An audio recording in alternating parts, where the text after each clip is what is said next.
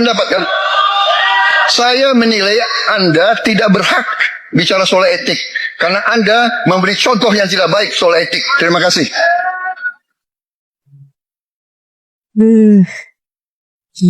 Ini gila sih. Ini balasan dari Pak Prabowo Subianto yang sangat-sangat menarik sekali. Keren banget waktu itu ya. Yang mana niatnya Pak Anies yang pasti menjatuhkan Pak Prabowo, tapi responnya Pak Prabowo semakin membuat Pak Anies ini malu. Ada lagi nih. Yang terbaru ada statement dari Pak Prabowo yang mengingatkan kita soal 11 dari 100. Saya tuh nggak dendam sama Anies, enggak. Kalau ya dikasih nilai 11 itu gue nggak apa-apa itu. Okay. Bener loh. Kalau mau belajar kalah, belajar dari Prabowo Subianto. Oh, ini menarik teman-teman. Jadi ketika tadi kita sudah diperlihatkan bagaimana rekam jejaknya waktu debat waktu itu ya. Terus kemudian ada lagi statement terbarunya dari Pak Prabowo yang mana menyinggung soal 11 dari 100. Itu sakit banget loh ya. Aku kalau ada di posisinya Pak Prabowo bakal sakit hati banget dengan penilaian 11 dari 100. Apalagi sudah menjalankan tugas 5 tahun ya kan. Malah dikasih nilai segitu rendahnya. Yang padahal ketika kita coba melihat rekam jejaknya selama menjabat sebagai Menteri Pertahanan waktu itu, Pak Prabowo cukup memberikan dampak yang luar biasa seperti itu. Nah, menariknya di sini Pak Prabowo justru menyindir Pak Anies dengan mengatakan, ya saya nggak dendam sih kalau perkara dikasih nilai 11 dari 100. Tapi kalau kita sambungin dengan isu yang barusan terjadi gitu, isu yang barusan dikembangkan oleh gerombolan mereka soal Pak Anies yang mencari kerjaan untuk Pak Prabowo, ibarat kata seperti ini.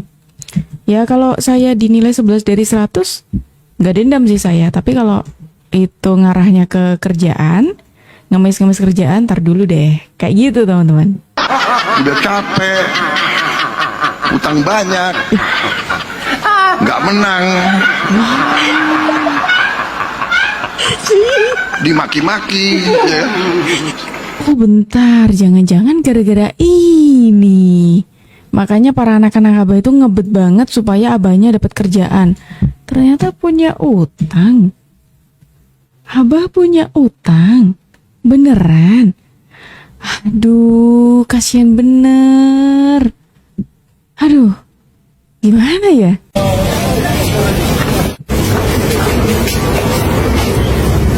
Oh, saya yakin ini semakin membuat gerombolan anak abah semakin guling-guling gak karuan, kebingungan, panik, takut, dan semua perasaan jadi campur aduk lah teman-teman. Kenapa? Karena yang pertama, salah satu dari temennya itu menemui Pak Joko Widodo.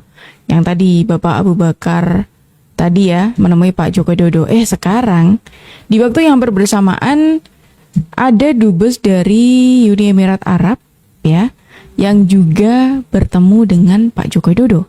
Ini tandanya Pak Jokowi ini tidak bisa disepelekan teman-teman. Padahal kemarin baru aja loh Pak Jokowi ini ditarik sebagai Dewan Penasehat ya kan? Yang padahal katanya Pak Anies yang jadi incaran PBB, Pak Anies yang jadi incaran dunia. Ternyata yang dapat kerjaan Pak Jokowi.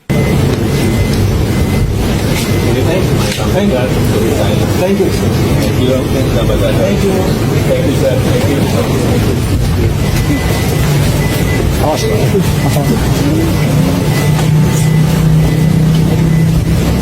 Thank you. Thank you. Hope to see you soon. See you soon. Thank you.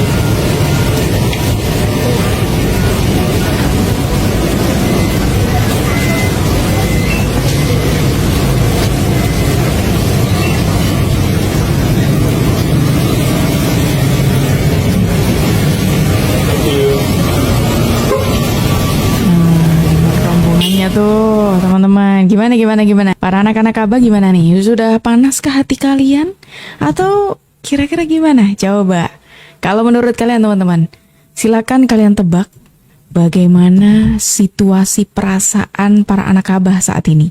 Tulis di kolom komentar. Dan teman-teman semuanya, terima kasih karena kalian sudah menemani aku dari awal sampai akhir. Aku Jubu pamit undur diri, sampai jumpa.